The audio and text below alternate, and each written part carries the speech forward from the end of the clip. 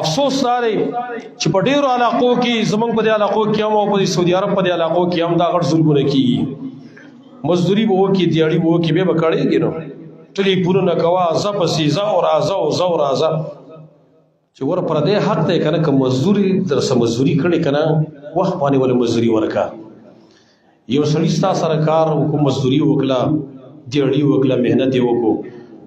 په اساس باندې هغه خپل مزدوري ورکړه د الله نبي فرمایي اعطوا الاجیر اجره قبل ان یجف عرقه تاسو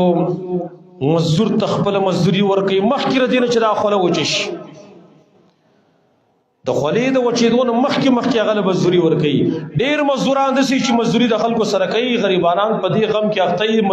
د دیاړي په دې صورت کې وکړي په دې فکر کې وکړي چې یاره دا پیسې به راکړي که را به نه کړي او کله به یې راکوي کله به یې نه راکوي د الله نبي فرمایي ګوره ظالم جوړېږي د خولې د وچولو نه مخکې مزدوري وله ورکړه